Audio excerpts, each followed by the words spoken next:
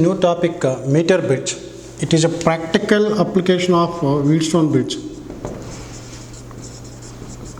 So by using the balancing condition of Wheatstone bridge, this meter bridge works on the principle of the balancing condition of Wheatstone bridge. So that's why it is called a practical application of balanced Wheatstone bridge.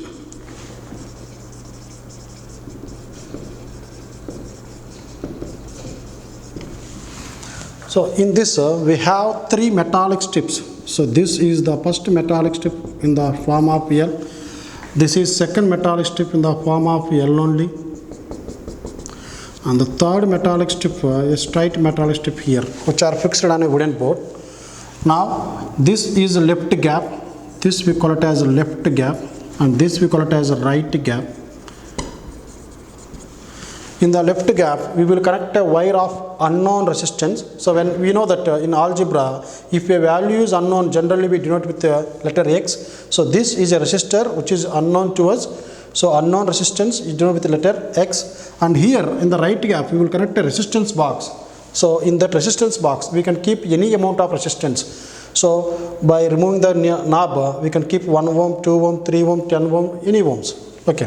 Now from the middle strip, we will connect one galvanometer with the help of a jockey and a high resistance here. This high resistance is used. Why? Because if a large current flows through galvanometer will be spoiled. To protect the galvanometer from high current, we are connecting a high resistance here. Now, this between A and B, we are connecting a mangan wire which is shown in the blue color here. And the length of this mangan wire between A and B is exactly 1 meter. That's why this is called a meter bridge. Now, between A and B, we are connecting a battery of EMF E with the help of a key K.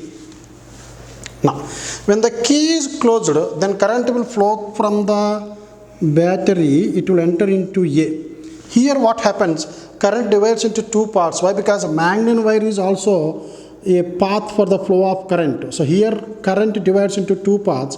One passes through mangan wire, the other one passes through this metallic strip and then through the resistor, and then once again metallic strip and then to the resistor, and goes like this. But this current which is passing through galvanometer will pass through this one, and straight away once again these two will meet and same current will enter into this one, chemical reaction, once again this will continue.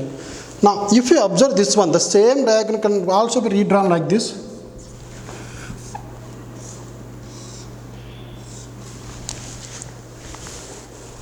This is the unknown resistance X. This is the known resistance R, and at the bottom we have mangan wire. This is just a wire, so we can draw like this also, and between these two we are connecting a galvanometer with high resistance and a galvanometer. Now for this we are connecting a battery. So this is nothing but a Wheatstone bridge only. Now if no current is passing through galvanometer, if current through galvanometer is 0, then the bridge is said to be balanced. Here also, after connecting the resistance of unknown value and the known resistance in the right gap, if you adjust this jockey, if you touch this mangan wire at different position, at a particular position, let us say no current is passing through the galvanometer, then the meter bridge is said to be balanced.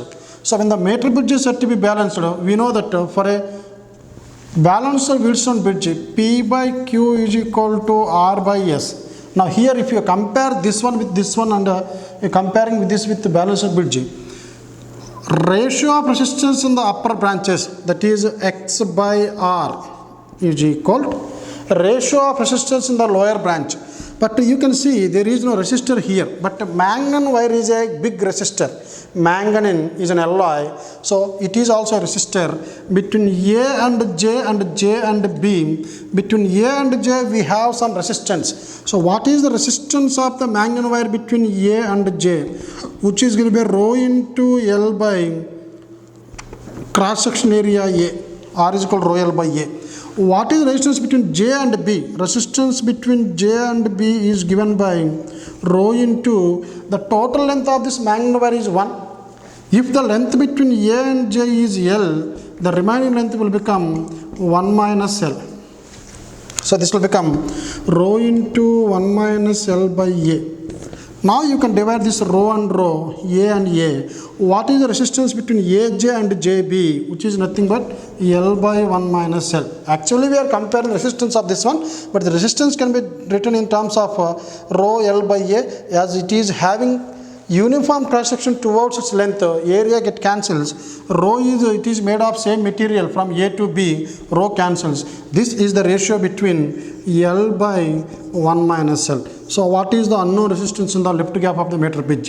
This is the product of the resistance and right gap into the balance length between A and jockey by 1 minus L. So this is the expression to find out resistance of a unknown wire. That means resistance of a wire of unknown resistance. So from this we can find out resistance of this one. Suppose if the length is given in centimeters, then the X will become R into L by, this will become 100 minus L. So we can use this formula if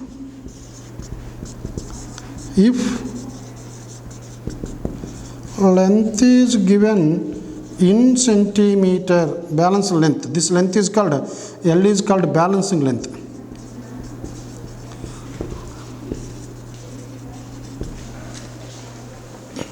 Here, what are the uses, other uses of this meter bridge? First, let me write out the uses of meter bridge. First one, here we found the resistance of a wire. So to determine the resistance of a given wire by using the balancer condition of the Wheatstone bridge. Number 2, to determine specific resistance or resistivity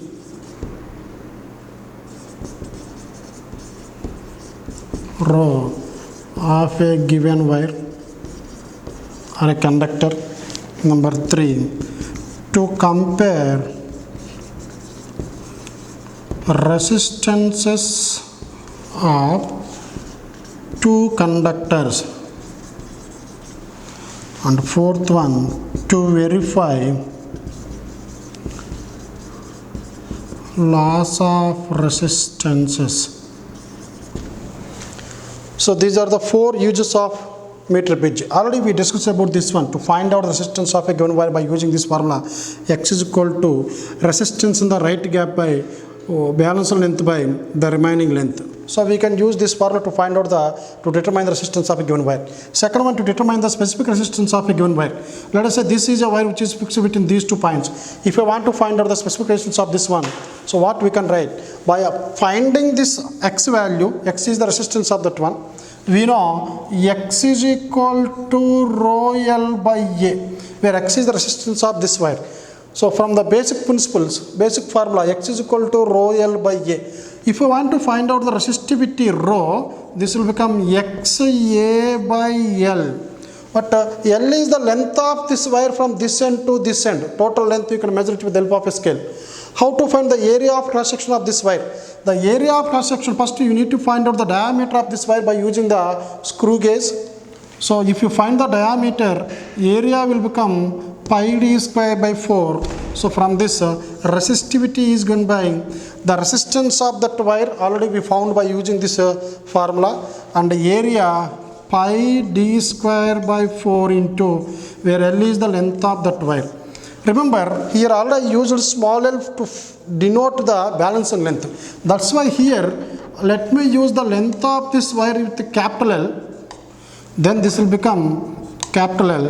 So this will be X into, that is unknown resistance that is found by using this apparatus, into pi square of the diameter of that wire by 4 times the length of this wire. So by using this formula we can find out the specific resistance of a given wire.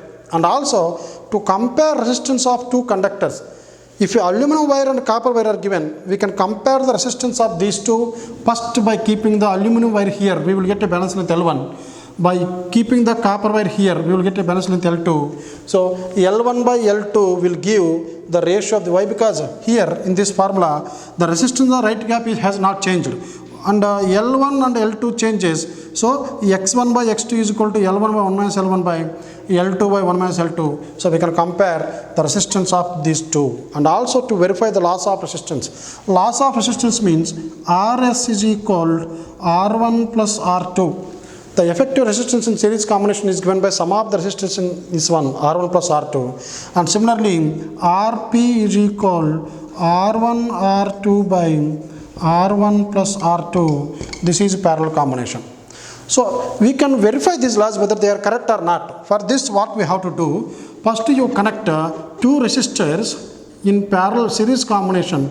This is R1, this is R2. So by connecting these two in series combination, we will get a balance length L1. Similarly, if you connect these two in parallel combination R2, we will get a balance length L2. So L1 is the balance length for series combination, L2 is the balance length for parallel combination. So by using these two, we can compare or we can verify whether the series and parallel combination formulas are correct or not. So let us say by using R1 and R2, let us say we got some value, the balance length is L1. When these R1 and R2 in parallel, we got a balance length L2. Now, we know that R1 plus R2 by R1 R2 by R1 plus R2 is equal L1 by L2. If you know R1 value, R2 value separately, if you add these two, you will get some value, and by using this one also you will get some value. The ratio of these two must be equal to the ratio of the balance length obtained in this experiment. If this value is exactly equal to the ratio of lengths in the meter bridge, then the laws are said to be verified. Now, what are the precautions that we have to take in this experiment? This jockey should not be dragged along this length. It should be kept at different points only. If you drag this one, what happens? The area of cross section will decrease. If the area of cross section between A and J is less and J and B is more, then we cannot cancel this area by area. Why? Because X by R is equal to this AJ. Here we cannot cancel A and A. That's why the area of cross should be maintained uniformly from this end to that end. That's why we should not drag the jockey along the length of the wire. That is the first precaution. So I am going to write here, jockey J should not be dragged along the length of the wire. Now, second one, high resistance, that is HR, is used to protect, a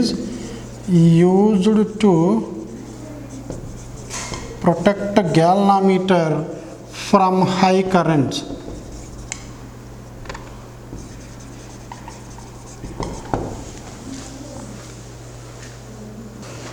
There is a problem. In a meter bridge experiment, the null point is found at 33.3 centimeters from A.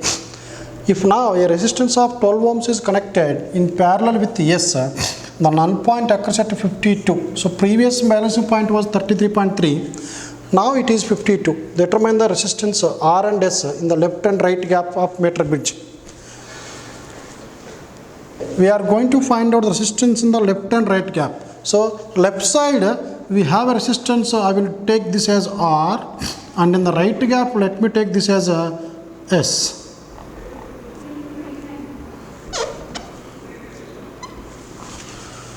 Now, in the first part of this problem, the balancing point or null point is found to be at 33.3. So directly I am going to write R by S is equal the balance length by, as the length is given in centimeters, I need to write this as 100 minus L. So R by S is equal 33.3 by 100 minus 33.3. This is 33.3 by 66.67 or 7 nearly. So this is nearly equal to 1 by 2. So from this we can write S is equal to twice the value of this one. So S is equal to 2R. So this is equation 1 in the first part. Now in the second part, what they did, a resistance of 12 ohms is connected in parallel with S. Now, if I connect a resistance here by using a 12 ohm resistor in parallel to this one here in the right gap, because S is in the right gap, S is in the right gap, R is in the left gap. So I am going to connect one more resistance here whose value is 12 ohms. Now, what is the resistance in the right gap now?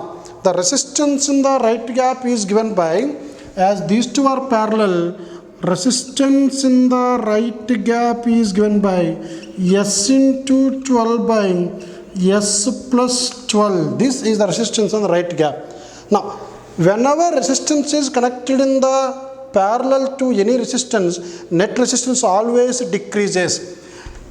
Due to this, when the resistance in the right gap decreases or resistance in the left gap is said to be increased, the balance length will move towards right. Remember this point. If resistance in right gap decreases, here in this problem, as we are correct resistance in parallel, resistance in the right gap will decrease. So balance length, this value will decrease to the previous value. So R is said to be increased. The balancing length moves towards right. Moves towards right. So new balance length will be more than the previous one. Now this is in the first case without the 12 ohms resistance. Now in the second case, what we can write, ratio of resistance in the two gaps, that is R by 12 into S by 12 plus S, this is the resistance in the right gap, is equal to, the new balance length is 52, directly I am writing 52 centimeters by 100 minus 52. So you can write this as R into 12 plus S by 12 into S is equal 52 by 48, 12, 4 12s, 4 13s, so this is 13 by 12. Now you can cancel this 12 and 12 here. Now you can write R into 12 plus S by S is equal, this is 13. Now by cross multiplication, R into 12 plus S is equal 13S. So this is 12R plus RS is equal to 13S. After getting this one, we have S is equal to 2R. In place of S, you keep 2R. So we can write this as 12 into R plus R into S is equal to 2R is equal to 13 into S is equal to 2R. So this is 12R plus 2R square is equal to 26R. 2R square plus 12R minus 26R is equal to 0. 2R square, 12R minus 26, 2R square minus 14R is equal to 0. 2R square is equal to 14R are cancel. R is equal to 7 ohms. So the value of R is 7. So what is the value of S here? R is equal to 7 into 2. So this is 14 ohms. In meter bridge experiment, always remember that we will get accurate values only if the balance length is obtained from 33.3 to 66.6 centimeters. That means all the balance lengths must be in between 33, 1/3 of the total length of the wire to the 2/3 of the total length of the wire. If the balance length is more than this or less than this, we should neglect those balance lengths. And the most accurate value is obtained in a meter bridge if the balance length is exactly equal to 50 centimeters. The reading will be most accurate.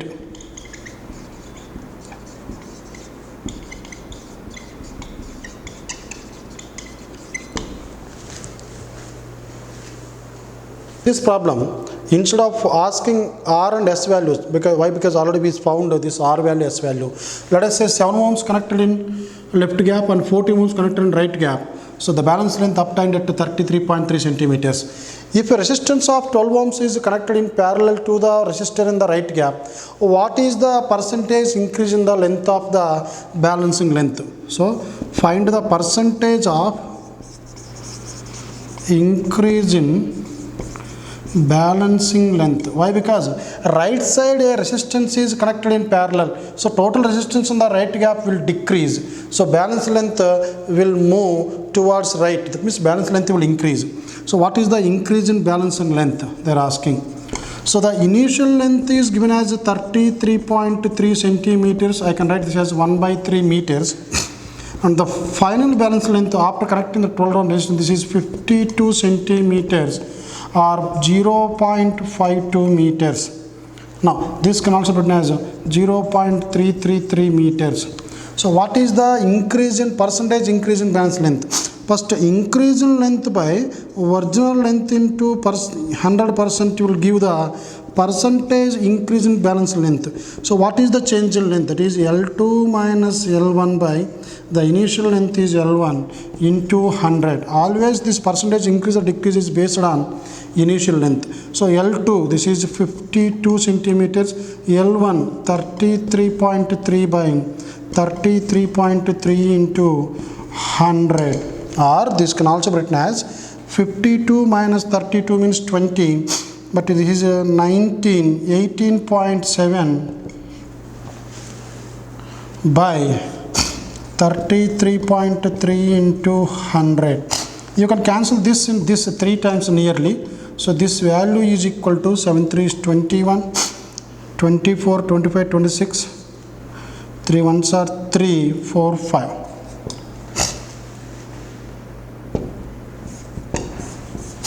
So the balance length increased by 56.1%. Here, if it is a conductor, any metallic conductor, 7 ohms and let me take this 14 ohms only. You forget about this 12 ohms. 7 ohms and 14 ohms. Let us say this is heated. Before heating, the balance length was 33. If the resistance in the metallic conductor in the left gap is heated, we know that resistance of a conductor always increases with temperature. So the resistance will increase from 7 to 7.2, 7.3, 7.4. Then automatically balance length also increases. So if the metallic conductor in left gap is heated, so when resistance is heated here left gap, resistance in the left gap will increase. Resistance in the left gap increases. Resistance in left gap increases. Whenever resistance increases, the balancing length L also increases.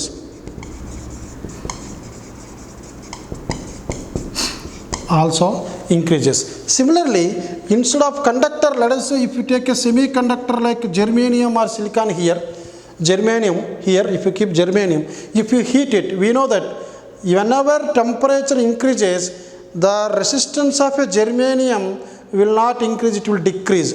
So for a semiconductor, in the same case, instead of a metallic conductor, semiconductor in left gap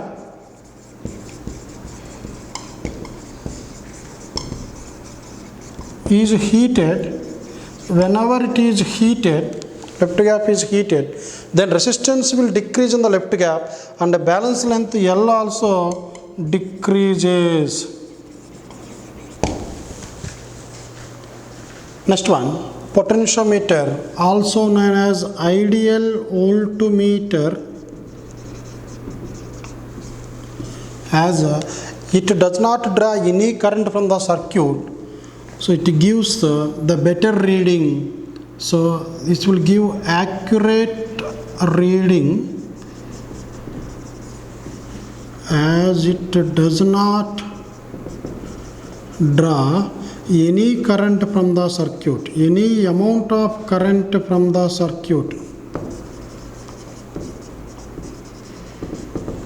Now, this is a Mangan wire. Generally, the length of the Mangan wire that is used between A and B, which is shown in red color, will be around 5 to 10 meters length.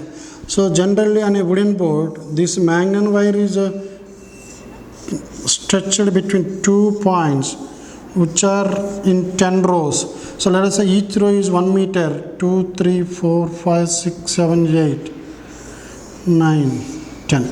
So, this is A, this is B. Instead of showing 10 rows or 10 meters length of Mangan wire, I am just showing only one Mangan wire here whose length is 10 meters. Now, between these two, we are going to connect the battery, key and series resistance like this. So, this is this shown in blue color. So, we call this as a primary circuit of potentiometer, and this is called secondary circuit. So, what are the devices or instruments that you are using in the primary circuit of a potentiometer? Primary circuit consists of primary circuit consists of one cell of EMF EP, where P is primary, number 2 key, number 3 a rheostat here. So, this is a rheostat. So, rheostat resistance RH, rheostat with the maximum resistance RH. Now, these are the components in the primary circuit. What are the components in the secondary circuit? We will discuss about the secondary circuit later. First, primary circuit. In the primary circuit, what is the amount of current flowing through AB? Current AB is given by, you forget about the secondary circuit, you just consider only the primary circuit here. This total current is given by EMF of primary circuit by net resistance of the primary circuit. So, current through AB is given by total EMF of the primary circuit is nothing but EP. And what are the resistances here? First of all, there is a resistance here which is also called the internal resistance of that cell. So, we call it as a small r, plus the rheostat resistance, that is RH, plus the resistance of the Mangan wire which is shown in red color. So, let me take it as REM, where M is the Mangan wire. So, this is the total current flowing through AB when secondary circuit is not present. Now, what is the potential difference between the two ends of manganese wire? So, V between A and B is given by IAB into resistance of manganese wire. So, this is given by EP by R plus RH plus RM into RM. This is the potential difference between A and B. What is the potential drop per unit length? Why? Because the length of this wire generally around 10 meters. For 1 meter, what is the potential drop? The potential drop per unit length is called potential gradient. Potential gradient is the potential drop per unit length. So, this I am going to write as phi A, or phi you just write, potential gradient phi is equal to potential drop between AB by total length of the wire between A and B. So, this is given by, this is the potential drop between A and B. So, I am going to write this as EP RM by R plus RH plus RM in by L, or 1 by LAB.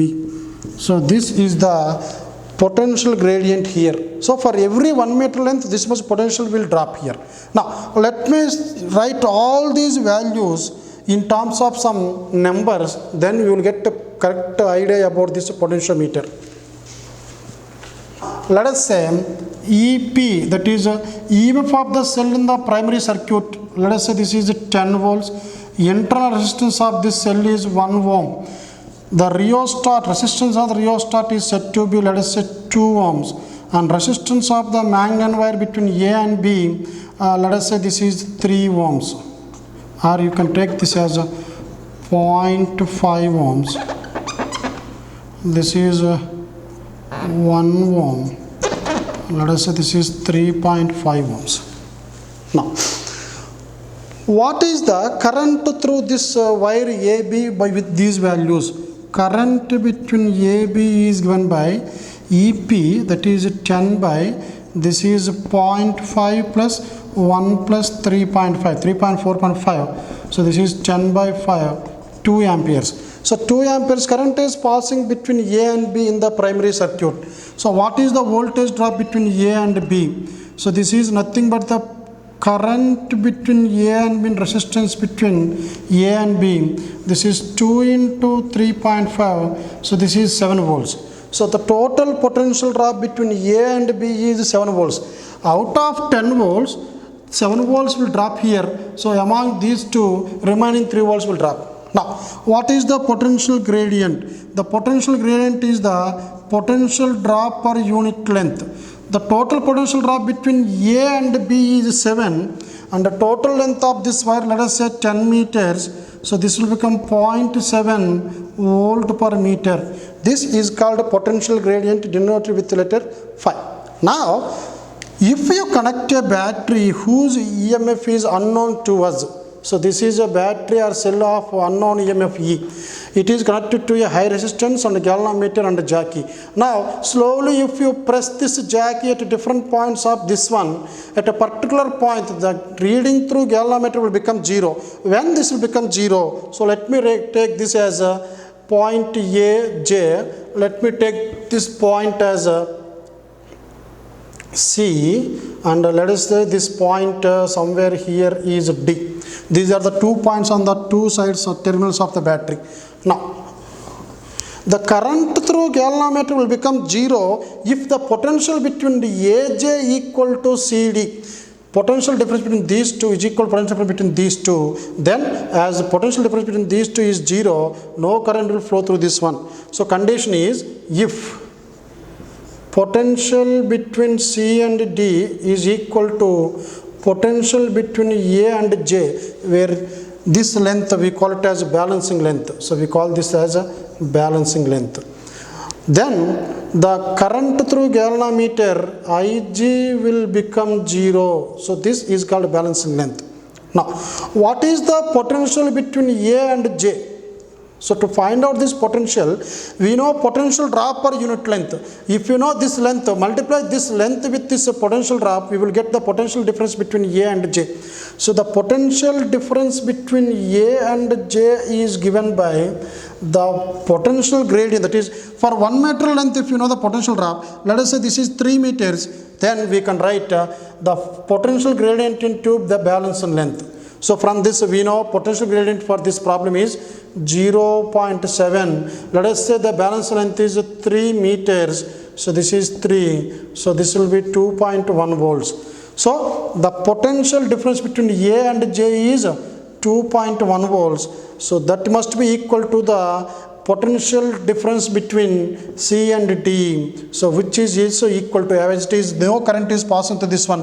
When no current is passing this one, the terminal potential difference between the two ends of a cell is called EMF. So the EMF of the cell in the secondary circuit is equal to 2.1 volts. Here, without drawing any current from this one, we are finding the EMF of this cell. That's why it is not drawing any current from the circuit. It gives accurate reading. That's why it is also called the ideal voltmeter. On what factors the potential gradient phi depends?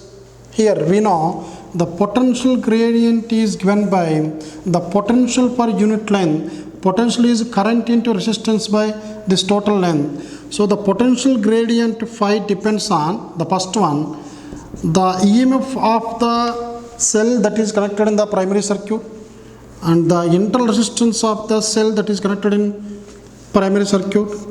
The resistance that is connected in series or rheostat resistance, and the resistance of the Mangan wire between A and B, and the length of the wire between A and B.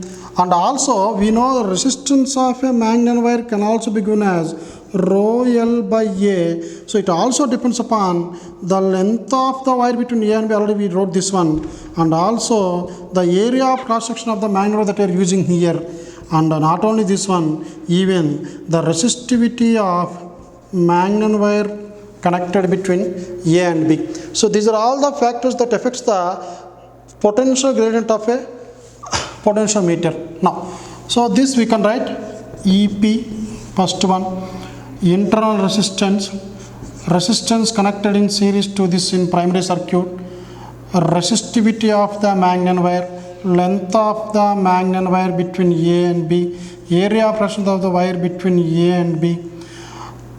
So these are all the factors that affects the potential gradient. Now, after this, what are the uses of the potentiometer? Uses of potentiometer. So before learning about these uses, you can see just now we solved a problem where we got this E as 2.1 volts, whereas this is 10 volts.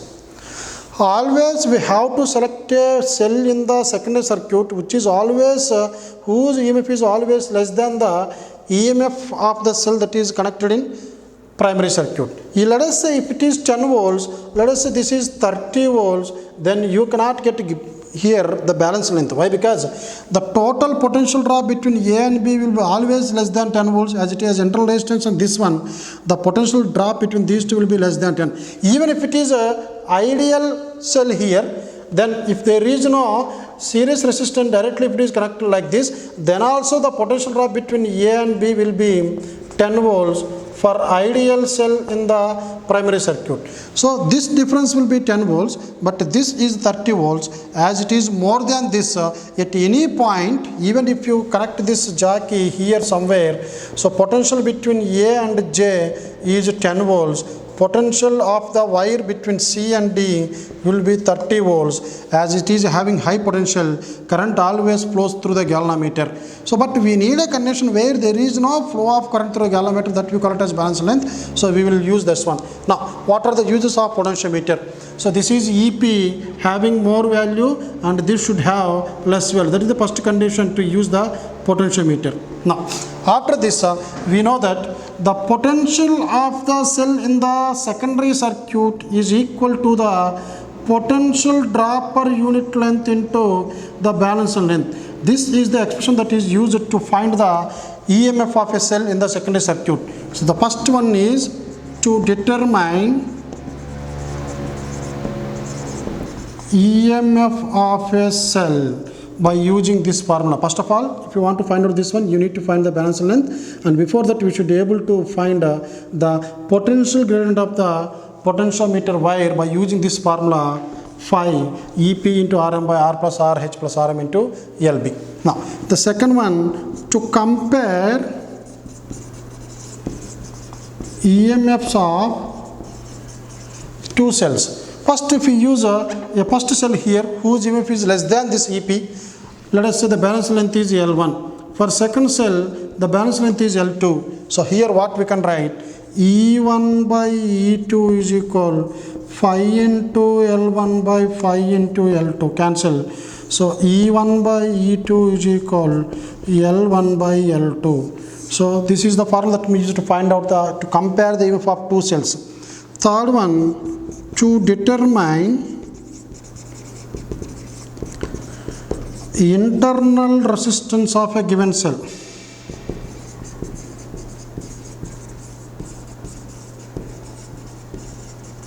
So how to find the internal resistance of a given cell? So in this case what we are going to do,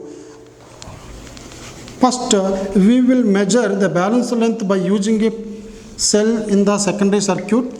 So from this we can write, let us say the balance length in this case is we obtain somewhere here whose length is L1. So we can write E is equal 5 into L1, this is equation 1. Now for the same circuit, if you join in this external resistance here, and if you join this one here, external resistance capital R, and if you do the same experiment, so you will get a balance length. We know that now as this is connected to external resistance here, now what happens? We will measure the potential difference between C and D. Initially without this external resistance, it will show only the EMF of the cell. With the external resistance, now it will circulate some current here, so it will give the potential difference between C and D, so which is given by 5 into L2. So this is the balance length L1 without external resistance in the secondary circuit. L2 is the balance length with external resistance in the secondary circuit. Now if you compare these two, if you divide this one, E by V is equal 5L1 by 5L2 cancel. This is L1 by L2. But we know that whenever a cell is discharging, the potential difference is equal to E minus IR. So you can write in place of V, you can write E minus IR. Or in place of V, you can write this E is equal to V plus IR. You can write either this equation or this equation. So I am writing E is equal to V plus small r by V is equal L1 by L2. So V by V will become 1. So 1 plus IR by V is equal L1 by L2. I by V into small r is equal L1 by L2 minus 1. So small r is equal, this I by V will go that side, V by I into L1 by L2 minus 1. But according to Ohm's law, V by I is nothing but the external resistance which is connected in parallel to this one. So this equation will become R is equal to, this is capital R. So the internal resistance of a cell is given by small r is equal to the resistance which is connected here in the secondary circuit into the initial balancing length, which is bigger than the final balance length, minus 1. So by using this expression, we can find out the internal resistance of a cell. So always please see that L1 is greater than L2 as EMF greater than potential difference, terminal potential difference. Why? Because L1 gives the EMF, L2 gives the potential difference. When the cell is discharging, EMF greater than V, so L1 greater than L2, this ratio is always greater than 1. So we will get resistance positive value. Here, sensitivity of a potentiometer.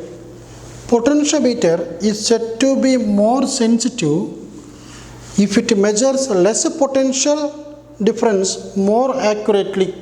That means the meaning of this one is, if the potential gradient phi of a wire is less, then potentiometer is said to be more sensitive. The potential gradient is given by potential difference between the two ends of the magnetic wire by length of the magnetic wire between A and B.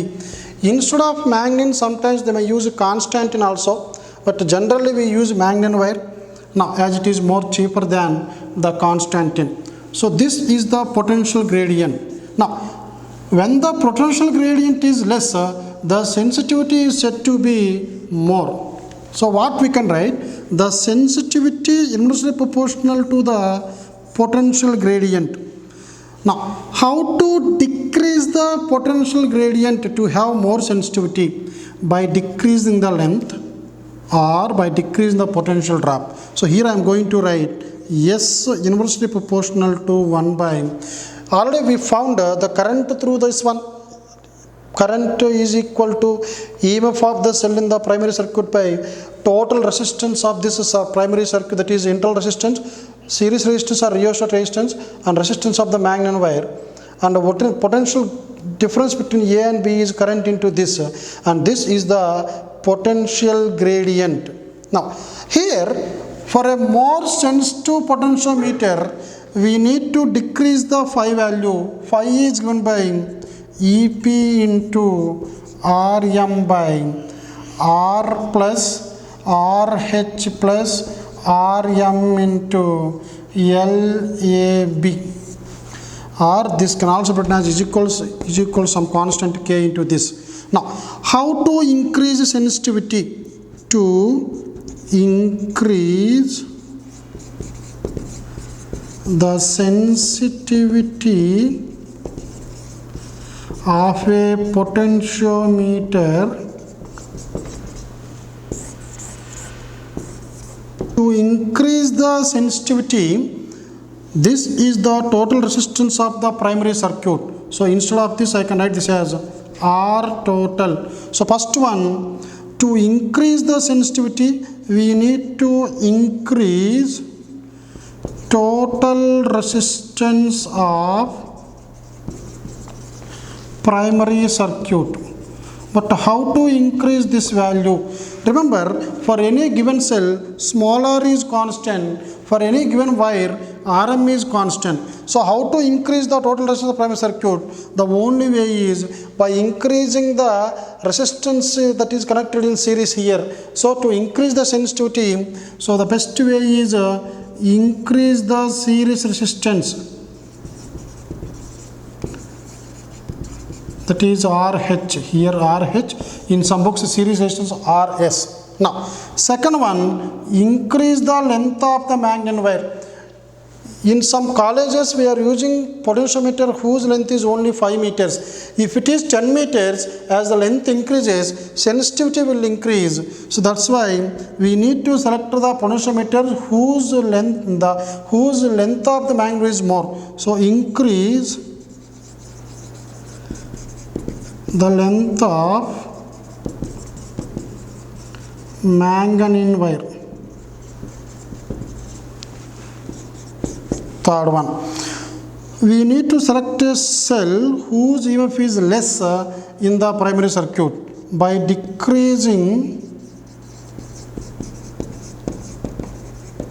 EMF of cell in primary circuit, and also resistance of the meter that mangan wire cannot be reduced there, but if you select a wire whose resistance is less, sensitivity can be increased. So these are the different steps, different points that you have to remember how to increase the sensitivity of a potentiometer wire. But here you can see resistance of the meter wire, once again rho L by A. To decrease, length should be increased. To decrease this value, area should be increased. That means if you take a wire of more thickness, having more thickness, and the sensitivity can be increased here. Problems. Generally these two are very, very important. So here you can see a cell of EMF 2 volts and internal resistance of 1.4 ohms connected in the ends of a 1 meter long wire. Total length of this wire for a potentiometer is 1 meter, and this value is given as 2 volts and internal resistance is 1.5 ohms. Now, the resistance of the wire is 0.5 ohms per meter. Find the potential gradient of the wire.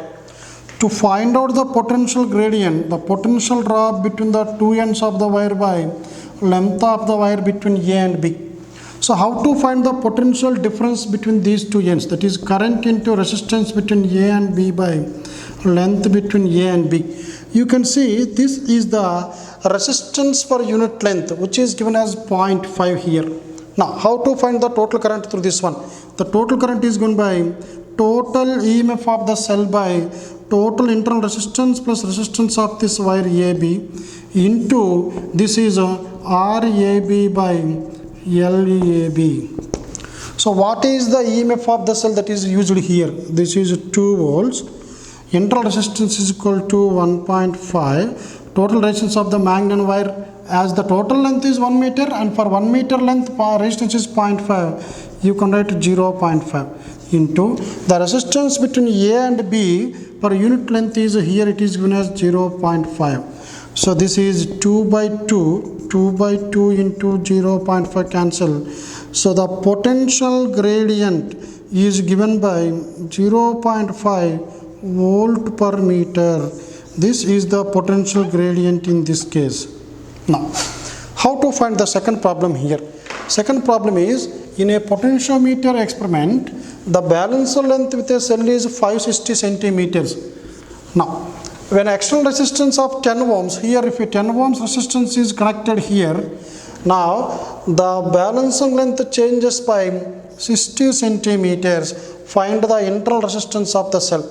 Here we have this formula. Internal resistance is given by the external resistance connected into the initial balance length by final balance length minus 1. So here initial balance length is given by initial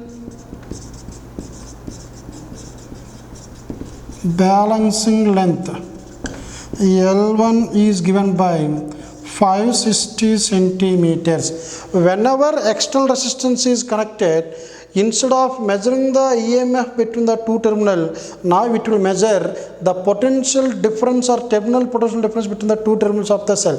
That's why as E greater than V, L1 greater than L2. Here balance on the changes by 60. Always L1 greater than L2. This is L1 560. L2 should be less than 560. So change in length is given by 60 centimeters. So L2 will be 560 minus 60. So this is 500 centimeters. So if you know this concept that initial length is greater than final length, why? Because initially it will measure EMF, final it will measure terminal potential difference. We can write small r is equal to capital R into L1 by L2 minus 1. So what is capital R here? The resistance connected in the circuit capital R 10. This is 560 by 500 minus 1. So this can be written as 5 into, you can cancel this and this will become 56 minus 50, 56 minus 50 by 50, 1, so this is 5, so this is 6 by 5 or 1.2 ohms is the resistance of the cell that is connected in the secondary circuit.